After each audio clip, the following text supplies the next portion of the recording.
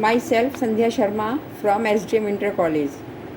बच्चों, आज हम 7th क्लास की व्याकरण का प्रथम पाठ पढ़ेंगे। देखिए, सबसे पहले क्या है? भाषा संस्कृत शब्द की भाष धातु से बना है, जिसका अर्थ है बोलना। बोलने की प्रक्रिया मनुष्य के अस्तित्व के साथ जुड़ी हुई है। आदिकाल में मनुष्य अनेक प्रकार के संकेतों और अस्पष्ट ध्वनियों से अपनी बात करता था। आज भी हम अनेक संकेतों द्वारा अपनी बात कहने और समझाने का प्रयास करते हैं या प्रयोग करते हैं। सबसे पहले हमें यह बताना पड़ेगा कि भाषा क्या चीज़ है।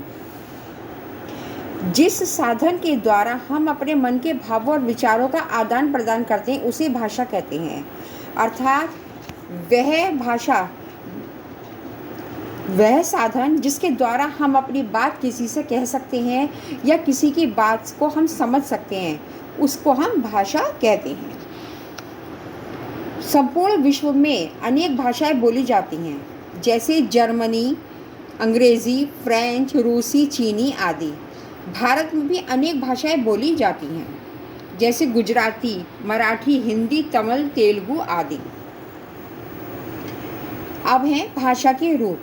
हम सामान्यतः अपनी बात बोलकर या लिखकर समझाते हैं और दूसरा व्यक्ति अपनी बात सुनकर या पढ़कर समझाता है।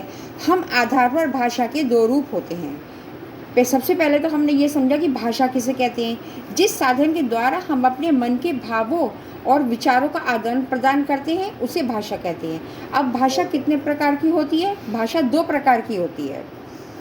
पहली होती है मौखिक भाषा और दूसरी होती है लिखित भाषा। मौखिक भाषा किसे कहते हैं? बोलना अथवा सुनना मौखिक भाषा के दो अंग होते हैं। मौखिक रूप ही भाषा का मूल रूप है। मनुष्य इसे अनुकरण द्वारा सरलता से सीख लेता है। साक्षर और निरक्षर दोनों ही भाषा के इस रूप का भलीभांति प्रयोग करते हैं। अर्थात जो लोग पढ़े लिखे हैं और जो लोग अनपढ़ हैं, यानी कि जो साक्षर नहीं है, वह लोग मौखिक भाषा का भलीभांति प्रयोग करते हैं। यह भाषा का प्राचीनतम रूप है। ये भाषा का जो है प्राचीनतम रूप है, यानी कि पहले के टाइम पर ये भाषा चलती थी। परस्पर बातचीत, भाषण, वाद विवाद, अंताक्षरी, प्रश्नोत्तरी, दूरभाष पर बातचीत, रेडियो कार्यक्रम आदि भाषा के मौखिक रूप से व्यावहारिक उदाहरण हैं।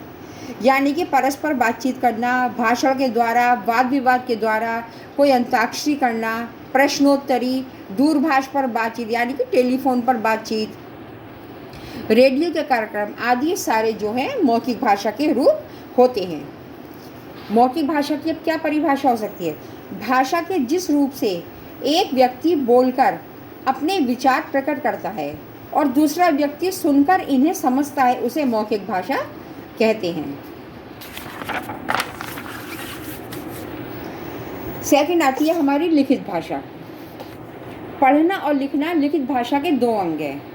हम जिस चीज़ को पढ़ भी सकते हैं और लिख भी सकते हैं, वो लिखित भाषा के दो अंग हैं।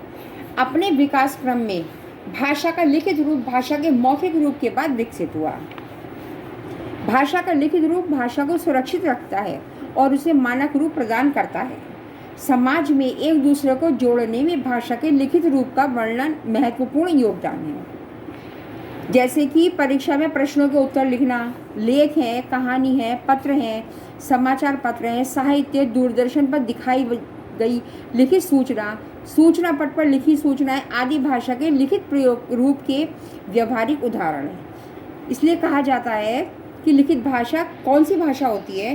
भाषा के जिस रूप से एक व्यक्ति लिखकर अपने विचार प्रकट करता है और दूसरा व्यक्ति पढ़कर उन्हें समझ सकता है, उसको हम लिखित भाषा कहते हैं। एक हमारी फिर होती है सांकेतिक भाषा। जिस भाषा में हम संकेतों के द्वारा अपनी बात को समझाते हैं, वो सांकेतिक भाषा होती है। जैसे भाषा के जिस रूप में व्यक्ति संकेतों के द्वारा अपने भावों को प्रकट करता है और अन्य व्यक्ति उन संकेतों को समझकर भाव ग्रहण करते हैं, उसे सांकेतिक भाषा है। जैसे इसका एक उदाहरण ये है